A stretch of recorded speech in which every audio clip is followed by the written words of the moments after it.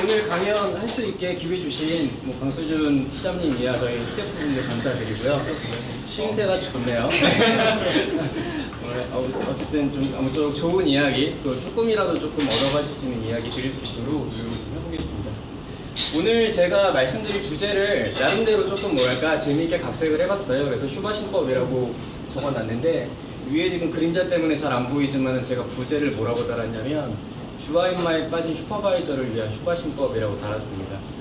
그 슈퍼바이저들이 힘들잖아요. 근데 슈퍼바이저들 두고 우리가 보통 이야기하는 것들이 있어요. 슈퍼바이저는 프랜차이즈의 뭐다 뭐 이렇게 이야기를 하는데 혹시 아세요? 들어보신 적 있으신가요? 꽃이요. 꽃이죠. 근데 어떤가요? 회사에서 슈퍼바이저 동료분들 보실 때 이게 꽃 같던가요? 꽃처럼 이렇게 아름다운 인생을 꾸미고들 계신가요? 슈퍼바이저 분들이? 선인장 같죠? 팍팍하죠 좀. 그래서 사실 오늘 강연의 비하인드를 하나 말씀을 드리면은 원래 저한테 그 요청이 들어왔던 강연의 그 주제는 슈퍼바이저 주제가 아니었었어요. 다른 주제를 저한테 요청을 하셨었는데 그 부분은 제가 여러 이유로 좀 고사를 했고, 근데 그때 제가 마음이 참 안 좋았던 부분 중에 하나는 뭐냐면 슈퍼바이저 주제로 강연을 하는 게 인기가 별로 없대요. 슈퍼바이저 분들이 바빠서도 잘 참여를 못 하신대요. 근데 그게 참 저는 마음이 많이 좀 안 좋더라고요. 그래서 일선에서 열심히 애써주시는 슈퍼바이저 분들 본인들 잘하고 있는 거라고 말씀드릴 수 있는 오늘의 시간을 준비했다라고 보시면 되겠습니다. 좋아요? 제가 사진을 2장 올려놨는데 아까 말씀드린 것처럼 오늘 강의 타이틀이 슈바신법이다 보니까 왼쪽에 아래 한자는 초식이라는 한자고요, 오른쪽은 내공이라는 한자입니다. 대부분 이제 일을 하는 모든 분들이 비단 슈퍼바이저뿐만이 아니라 어떤 직무를 하시든지 간에 내가 하는 일에 대해서 굉장히 현란한 퍼포먼스를 일으키면서 종횡무진 대단한 전문가로서의 역량을 발휘하길 희망하시잖아요. 그래서 여러분들한테 그런 부분을 자문을 구하시기도 하고 좋은 강의가 있으면 찾아서 들으시기도 하죠.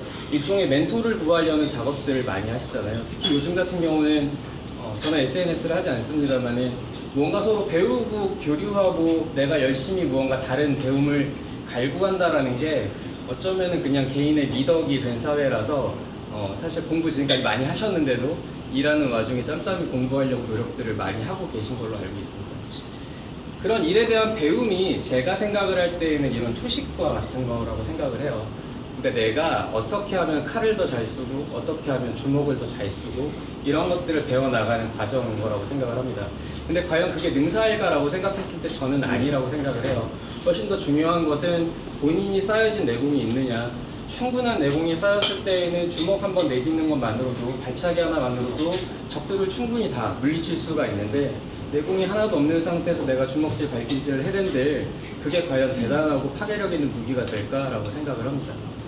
그런 면에서 오늘은 업무에 대한 대단한 스킬이라든지 업무에 대한 깊이 있는 이야기 이런 부분들은 말씀드리진 않을 거예요. 다만 이제 이해해가는 과정의 이야기를 드릴 겁니다. 제가 생각하는 오늘의 이야기에 있어서 내공이라는 것의 정의는 쌓여져 나가는 이해라고 생각을 합니다. 결국에는 경험해 나가면서 이 업에 대해서 혹은 나에 대해서 내가 상대하고 있는 누군가에 대해서 이해해 나가는 과정, 그게 우리 업에서 내공을 쌓는 그런 과정들이라고 생각을 해요. 그래서 아까 말씀 주셨던 인사하신 분들 중에서 매출 관리에 대한 부분 이런 것들 보고 싶다라고 말씀하셨던 분들 계신데 그것과 관련된 디테일은 오늘은 아마 없을 겁니다만은 그래도 조금 들어보심직한, 그리고 아마도 다 알고 계셨겠지만 한 번 정도는 다시 생각을 해볼 수 있는 그런 화두를 던지는데 까지만 당도하더라도 오늘 준비한 보람이 저 스스로는 충분히 있는 시간이 될 수 있다라고 말씀드릴 수 있을 것 같습니다. 자, 이야기를 들어가면서 제가 짧은 우화 두 컷을 소개해드리고 말씀을 좀 나눠보려고 합니다. 제가 존경하는 다른 업에 계신 분이 본인 업을 설명하기 위해서 예시로 들었던 우화인데 이러는 겁니다. 자, 토끼가 묻죠. 호랑이한테 묻습니다. 그래서 호랑이가 대답을 해주는 거예요. 토끼가 뭘 묻냐면 이런 걸 묻는 겁니다. 호랑이님, 이 들판에서 제가 배골지 않고 살아나가려면 어떻게 해야 하나요? 라고 물어봅니다. 호랑이가 대답을 하죠. 토끼야, 저기 보면 소 보이지? 달려가서 소 목덜미를 앞발로 콱 잡고 이빨로 우적우적 씹어 먹으면 한 달 동안 배부르게 살 수 있단다. 이런 이야기. 자, 두 번째입니다. 사자가 염소한테 물어보죠. 염소님, 제가 이 충원에서 어떻게 살아나가야 될까요? 노련하고 현명한 염소가 대답을 합니다. 사자야, 저기 큰 나무 보이지? 저 나무를 넘어가면 굉장히 연하고 맛있는 풀들이 있단다. 자, 이런 내용을 들으셨을 때 어떤 생각을 하셨는지 모르겠어요. 제가 드릴 화두는 이런 겁니다. 본인은 토끼인가요? 사자인가요? 혹은 호랑이인가요? 멧돼지인가요?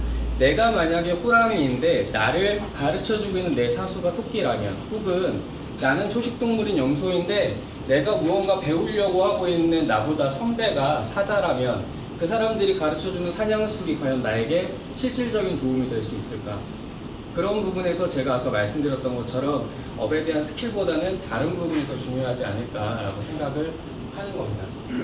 그래서 결국에는 우리가 일에 대해서 기술적으로 탐구하고 연구해가는 과정도 물론 중요하지만 그것에 선행돼야지 되는 부분은 일에 대한 스킬보다도 어쩌면 우리가 지금 하고 있는 이 업에 대해서 본질적으로 좀 탐구해보는 시간 같은 것들이 필요하지 않을까라는 생각을 하게 된 겁니다.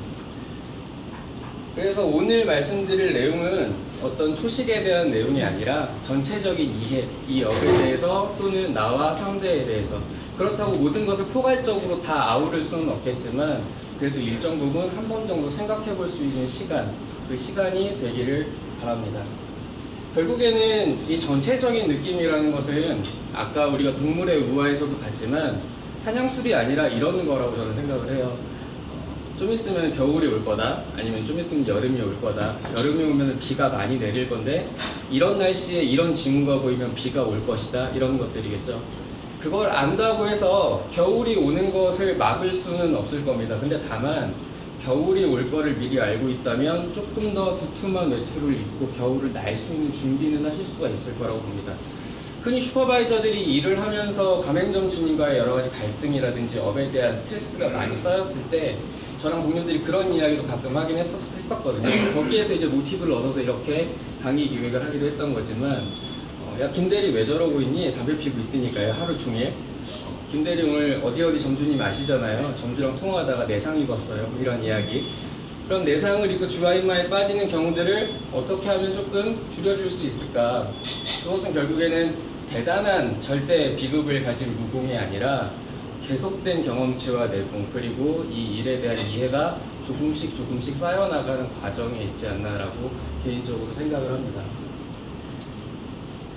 자, 오늘 강의는 제가 처음에 그 청강 대상자를 좀 정해놨었는데요. 주의사항이라고 적어놨는데 포스터에도 같이 이렇게 적혀져 있더라고요. 첫 번째 제가 좀 말씀드리고 싶은 부분은 오늘 이후에 나올 모든 이야기는 저 개인의 주관에 기반합니다. 그래서 제가 몸담고 있었던 또는 지금 몸담고 있는 회사의 의지와는 무관하다라는 말씀을 드리겠습니다. 뭐 그렇다고 대단한 이야기가 나오진 않을 거지만 그 부분을 말씀을 드리고요. 두 번째는 청강 대상자를 정해놓고서 이 강의를 혹은 또 이 내용을 짜야 얘기가 이제 중구난방으로 흐르지 않을 것 같다는 생각이 좀 들더라고요. 그래서 제가 나름대로 정했던 청강 대상자는 경력 5년 미만의 슈퍼바이저, 그리고 이 프랜차이즈가 사실 큰 회사도 있지만 작은 회사가 더 많잖아요. 작은 회사에 있으면 이런저런 일 많이 하게 되거든요. 슈퍼바이저가 아니지만 슈퍼바이저처럼 점주님들과 대화해야 되는 그런 상황들도 많이 맞닥뜨릴 겁니다. 그래서 프랜차이즈에 대한 회의감이 좀 들기 시작한 중소 프랜차이즈 근무자, 그리고 마지막으로는 프랜차이즈 사업을 꿈꾸는 예비 CEO, 이렇게 세 가지 정도의 청강 대상자를 두고 강의를 기획을 했습니다. 그리고 저에 대한 소개도 간단하게 드리도록 하겠습니다. 사진 그림이죠. 초상이라고 하긴 좀 뭐하고요. 제가 예전에 군대에 있을 때, 지금은 굉장히 유명해지신 분인데 그 마음의 소리 그린 조석 화백님이랑 제가 군대 생활을 같이 했어요. 제 아들 군번이라서 제가 손잡고 화장실도 데려다주고 막 그랬었는데 요즘엔 연락이 잘 안 돼요. 그래서 영상이 송출될 거니까 서가 이젠 내가 뭐 용돈 줄 테니까 브랜드 그림 그려달라 이런 얘기 안 할 테니까 내가 몰랐어, 네가 그렇게 대단하게 그 위치에 있는지. 그러니까 전화 이제 받아, 카톡도 좀 받고. 그래서 아까 우리 방 시장님이 말씀하셨던 것처럼 제가 유재석 닮았다는 얘기를 많이 들어서 저희 후임들이 앨범을 하나 만들어줬었는데, 제가 전역할 때 그때 저희 석이가 그림을 하나 그려줬더라고요. 그래서 그 그림 제 사진 대신해서 올려놨습니다. 저보다 잘생기게 잘 그린 것 같아요. 저에 대한 소개를 오늘 말씀을 드리는 부분은 사실 강의원자의 소개가 이렇게 중요한 부분은 아니라고 생각을 해서 삭제를 했었는데, 곰곰 생각을 해보니까 오늘 제가 드리는 말씀이 저를 속속들이 아실 수는 없겠지만 그래도 저에 대한 기본적인 양력을 알고 계신 상태에서 그 사람이 하는 얘기를 들었을 때 아 얘는 이런 경험이 있기 때문에 이런 생각을 하는구나 라고 이해하시는 데 도움이 좀 될 것 같더라고요. 실제 제가 일에 대한 세세한 스킬을 말씀드리진 않겠다라고 이야기하지만 그 전체를 조망함에 있어서도 뭐 제가 하늘을 날아다니는 새라면은 위에서 보고 있을 거고 제가 땅속에 있는 두더지라면 밑에서 위를 보고 있을 거잖아요.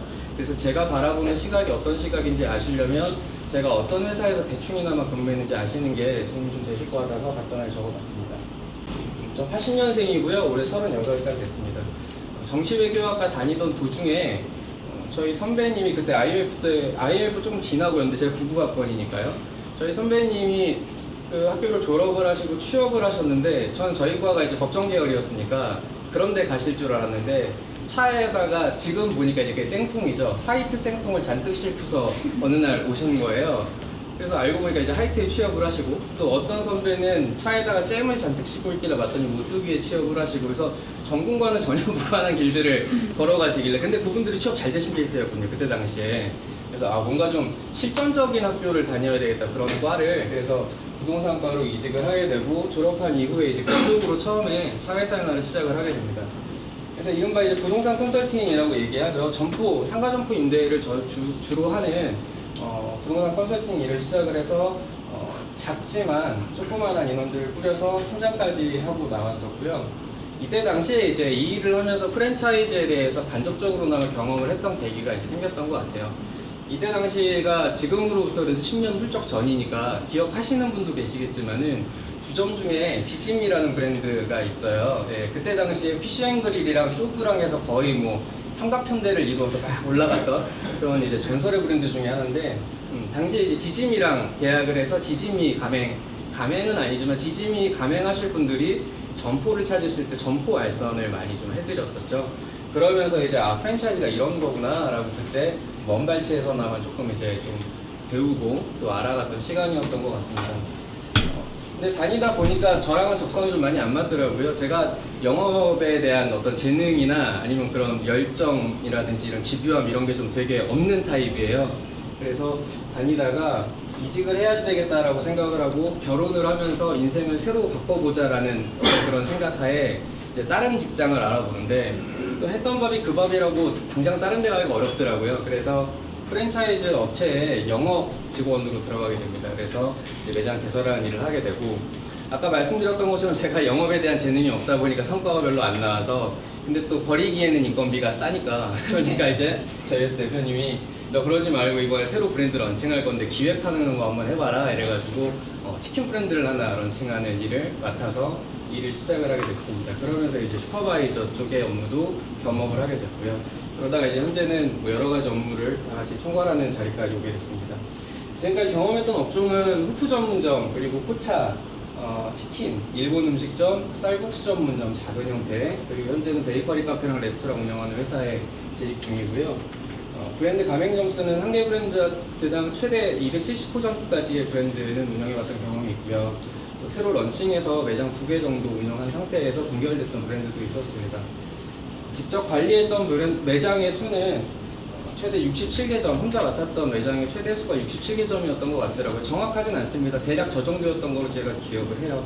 그리고 관리 담당했던 브랜드 수는 제가 슈퍼바이저 팀장을 할 때 한 회사에서 4개 브랜드까지는 동시에 운영 관리해봤던 적이 있었습니다. 사실 저는 공유FC 처음 나오게 된 계기가 이 부분 때문에 그랬었어요.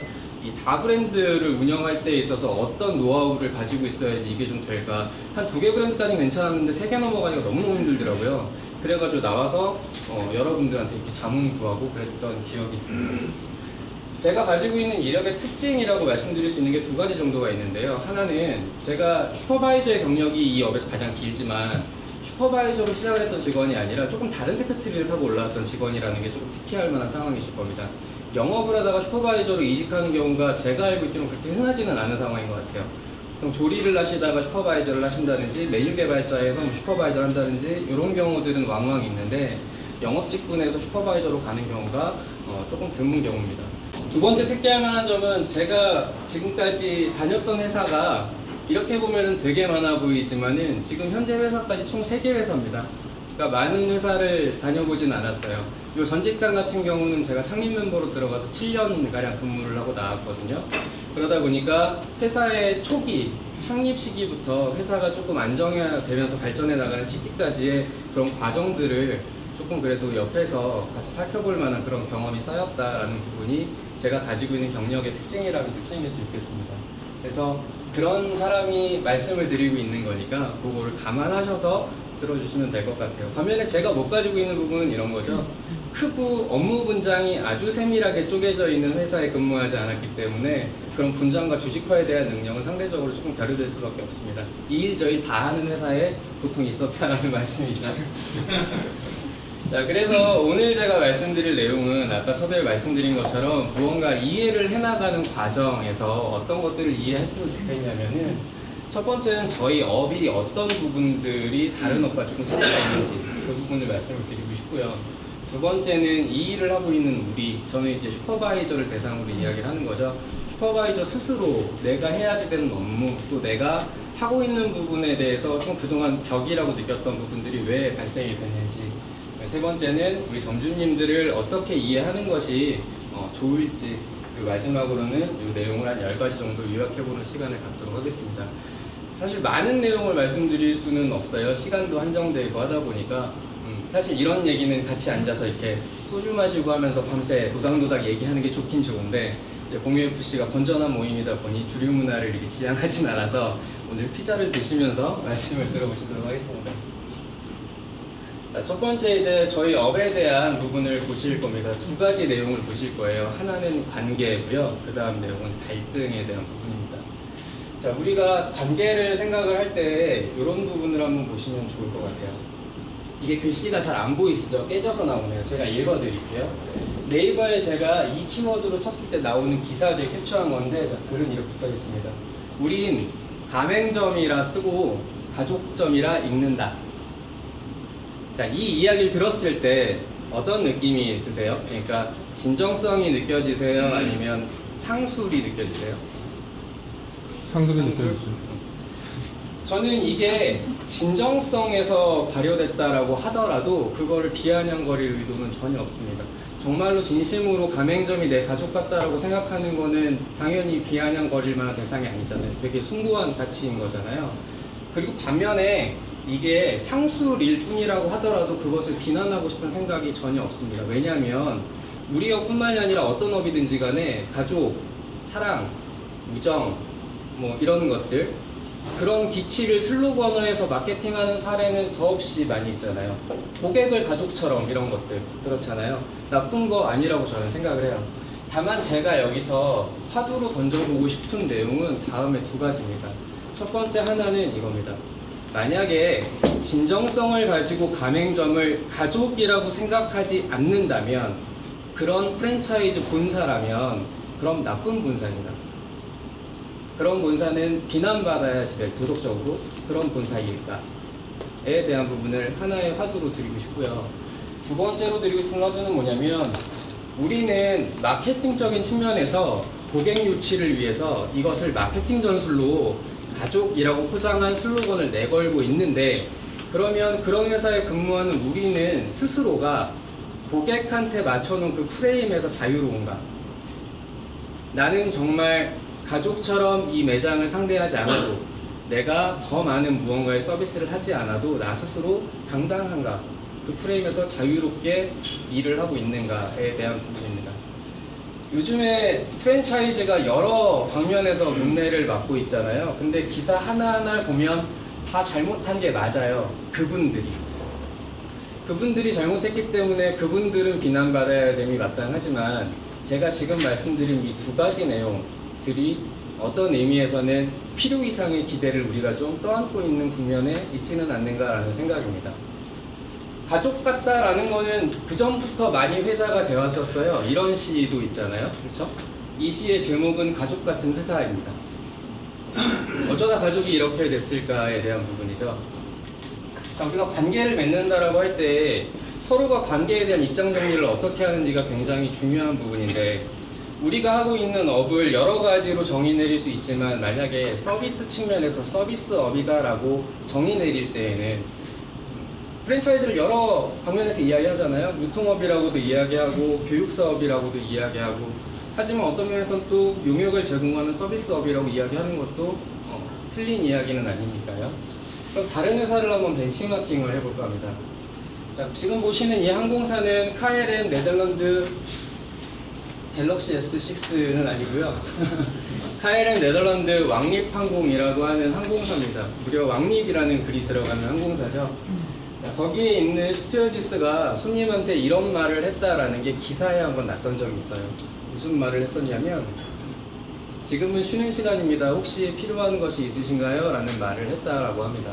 어떤 상황이었냐면 기내에서 항공 운행 중에 스튜어디스 휴게 시간이었나 보죠. 자리에 앉아 있는데 손님이 본인을 바라보기에 저렇게 이야기를 했다라고 해요.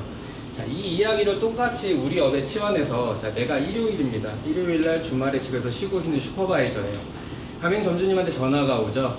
전화를 내가 딱 받았을 때 오늘은 휴일입니다. 혹시 필요한 것이 있으신가요? 라고 말씀을 하실 수 있는 슈퍼바이저가 몇 명 중에 몇 명이나 될까요?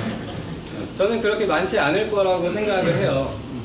어쩌면 우리는 가맹점이 원한다면 즉시 달려가야지 되는 그런 것이 마치 매장 관리를 하는 것에 대한 미덕인 것으로 스스로를 좀 굴레지어 놓고 있지 않은가라는 부분도 생각을 해볼 필요가 있다라고 봅니다. 보살피는 업에 종사하고 있는 누군가를 보살펴야지 하는 업을 내가 하고 있다라는 것에 대한 프로마인드를 가지고 있는 누군가와 보살펴야지 된다라고 하는 의무를 강박적으로 타자에 의해서 내 자율의지가 아니라 타인의 의지에 의해서 강요받고 있는 감정노동자 사이에는 업무의 효율뿐만이 아니라 내 일에 대한 자부심도 상당 부분 차이가 있을 거라는 게 제 생각입니다. 결국에 관계에 대해서 우리가 정의 내릴 때 실제 우리가 지금 하고 있는 업이랑 비교해 보면 뭔가 좀 멋있어 보이고 우리도 좀 저렇게 했으면 좋겠는데 하는 생각들이 좀 드는 거죠. 그런 면에서 지금 현재 슈퍼바이저들이 굉장히 열심히 일하고 있습니다. 저 역시도 열심히 일해왔고 오늘도 열심히 일하고 왔습니다. 그래서 지금 벌어지고 있는 프랜차이즈가 여론의 문매를 맡고 있는 상황들이 그 잘못을 한 개인의 문제가 아니라 마치 프랜차이즈 자체가 잘못된 것이냐, 이 일을 하고 있는 사람들이 도덕적으로 어떤 흠결이 있는 것이냐 비추어지는 것에 대해서는 굉장히 분노하고 굉장히 잘못된 상황들이라고 저는 생각을 합니다. 마침 항공사 이야기가 나온 김에 하나 더 사례를 보실 건데 이번에도 항공사와 관련된 사례입니다. 자, 이번 사례를 말씀드릴 때는 제가 네 분의 도움이 필요해요. 여자 한 분이랑 남자 세 분의 도움이 필요한데 도움 주실 수 있는 분은 과감하게 거수를 해주시기 바랍니다. 자, 안 계시면 제가 지목을 해서 하도록 하겠습니다. 어떤 걸 도움 주시면 되냐면 여기에 나와 있는 내용들을 읽어주시면 돼요. 탑승객은 여자입니다. 이거는 미국에 있는 어느 항공사에서 있었던 일이에요. 이것도 직접 이 일을 겪은 누군가가 기사를 기고해서 기사로 나왔던 실화입니다. 탑승객 여자분은 오지혜 팀장님이 맡아주시면 좋을 것 같고요. 우리 승무원은 오지혜 팀장님 절친인 원무현 본부장님께서 설명을 좀 해주시면 좋을 것 같습니다. 자, 승무원은 교포입니다. 우리나라 사람이 아니고 외국 항공사니까 그러겠죠. 탑승객이 네, 그렇습니다. 탑승객이 이제 클레임을 겁니다. 이거 봐요. 우리 애가 거의 탈진이에요. 어쩌실 거예요? 뭘요? 애가 아프다고요. 그래서요. 당신들이 우리 기다리는데 담요도 안 줬잖아요. 그러니 애가 열이 나요, 안 나요? 담요 달라 하시지. 그쪽에서 챙겼어야죠. 추우신 줄 몰랐는데요. 애 어쩔 거예요? 뭘요? 당신들 때문에 애 아프니까 애를 좀 케어해 달라고요. 어떻게요? 애가 아프다고요. 그런데요. 잘하시네요. 내용을 보면 어떤 것들이 느껴져요? 탑승객이 원하는 게 뭔지 좀 아실 수 있을 것 같아요? 네. 어떤 걸까요? 그런 걸 수도 있고 실질적으로 받고 싶어 하는 건 어떤 느낌일 거예요? 그렇죠. 좌석을 좀 업그레이드 해달라는 느낌으로 저는 이해를 했어요. 지금 이제 있는 좌석에서 조금 더 편한 데로 옮겨달라는 거죠. 돈은 더 지불할 생각이 없고 왜냐면 너희 과실이니까. 그렇죠.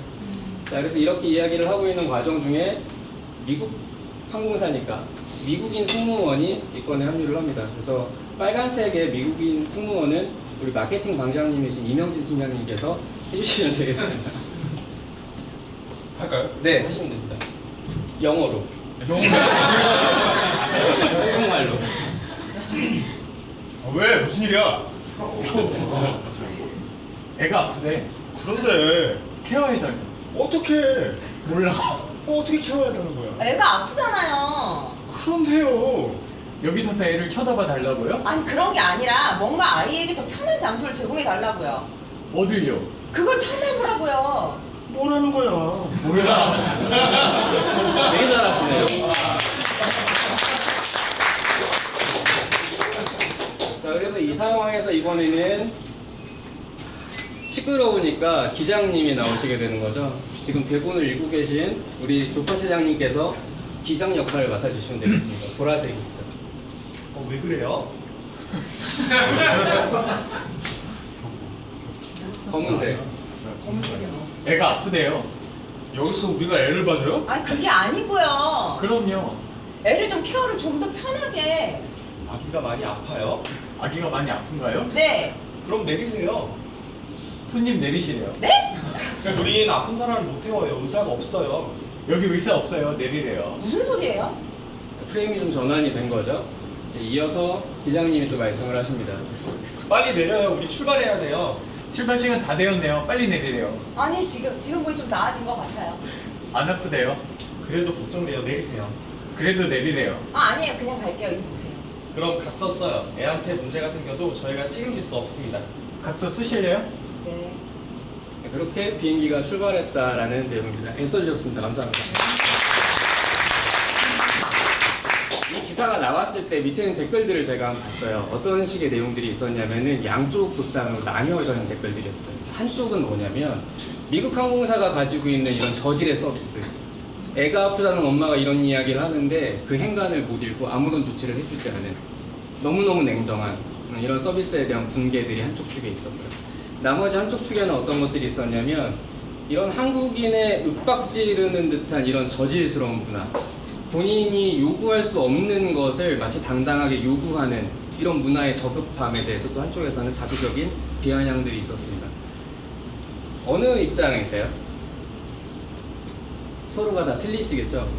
제가 볼 때는 그런 문제가 아니었나 싶어요. 물론 그 이야기도 맞을 수가 있지만 근본적인 문제의 발단은 이 항공사에서 일하고 있는 직원들과 이 탑승객 사이에 서로의 관계 규정에 대한 상이함이 있지 않았을까?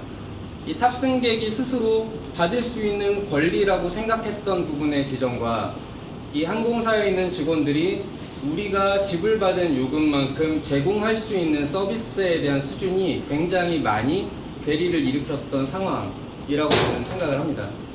이런 상황은 사실 우리 업에서도 많이 보여지는 게 맞잖아요. 흔히 점주님들이 소통이 안 된다고 말씀을 하세요. 협상이 안 된다고 말씀을 하시죠. 근데 제가 생각하는 제 관점에서의 소통과 협의 내지는 논의, 논쟁 이런 것들은 서로 양자가 자기 입장을 확고하게 지키고 있을 때 성립하는 이야기라고 저는 생각을 합니다.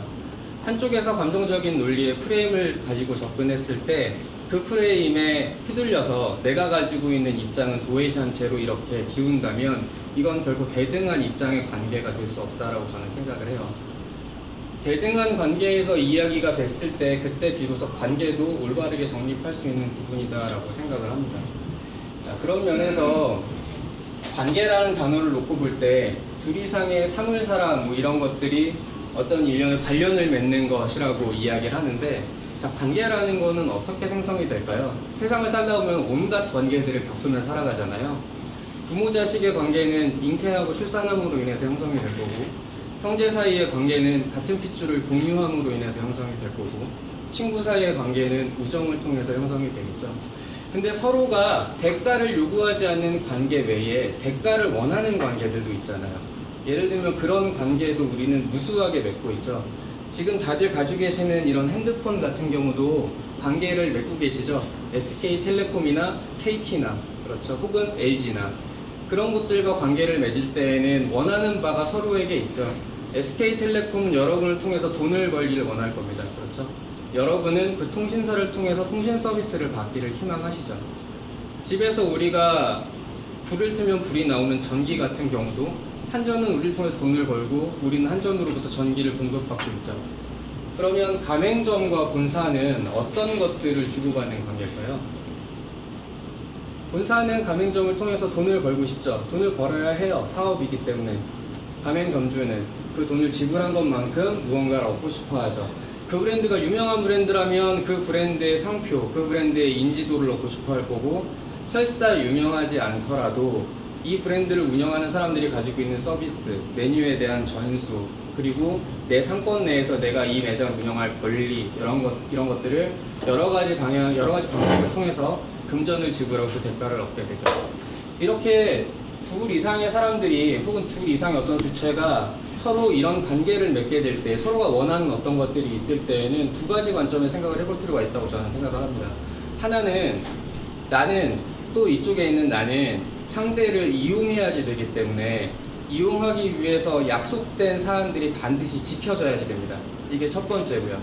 두 번째는 전제합니다. 전제. 뭘 전제하냐면 이 약속이 어겨질 수도 있다라는 것. 그래서 우리가 한 약속을 문서화해서 만들죠. 그게 뭐냐면 계약서죠. 본사와 가맹점의 관계는 지금 보시는 것처럼 가맹 계약서로 인해서 이루어집니다. 냉정하게 이야기하면 계약 관계인 거죠. 그래서 서로가 원하는 부분들을 기술해 놨기 때문에 각자가 원하는 부분, 각자가 서로에게 지켜야지 되는 의무, 또 각자가 짊어져야지 되는 책임에 대해서 자세하게 기술을 해놓습니다. 그래서 슈퍼바이저들은 반드시 매장과 본사가 계약 관계에 있다는 본질적인 내용을 항상 머릿속에 담고 있어야지 됩니다. 그래야만이 매장과의 관계, 가맹점과의 관계에 있어서 다른 부분을 휘둘리지 않고 본질적인 부분이 어떤 것인가, 내가 나중에 언젠가 복귀해야지 되는 지점이 어디인가를 알 수가 있는 겁니다. 흔히 우리가 산으로 올라갈 때 베이스 캠프 같은 것들이 있잖아요. 산으로 올라가다 길을 못 찾고 어딘가 다른 곳으로 헤맬 때는 베이스 캠프로 복귀해야 되죠. 일선에서 일하고 있는 슈퍼바이저들에게 베이스 캠프라고 할 수 있는 것은 바로 가맹 계약서입니다. 그래서 계약서가 어떻게 규정되어져 있는지 꼼꼼히 살펴보고, 계약서를 다 외울 필요까지 없겠지만 우리가 가맹점에 해야지 될 도리와 의무는 어떤 것이 있으며, 또 가맹점이 지켜야지 되는 책임은 어떻게 규정이 되어져 있는가를 꼭 확인을 해봐야지 됩니다. 이후에 제가 말씀드릴 부분에 있어서도 이 관계에 대한 형성은 굉장히 중요합니다. 실제 우리가 가족점이라고 이야기를 하지만 정말 가족은 아니라서 그래요. 왜냐하면 가족은 서로 간에 무언가 대가를 주고받는 사이가 아니거든요. 그래서 그런 말이나 혹은 그렇게 생각하는 마음의 태도는 매우 좋고 올바른 것이 맞지만 그것이 마치 실체인 양 생각하면 안 된다는 말씀을 드리고 싶은 겁니다. 결국에 포장을 하는 거는 굉장히 좋지만 이 포장이 가지고 있는 본질을 더 풍성하게 해줄 때 포장의 가치가 있는 것이지, 본질을 숨기고 왜곡하는 포장은 결국에는 상대를 기만하는 행위밖에 될 수 없기 때문에 중요한 부분이라고 말씀을 드리는 겁니다.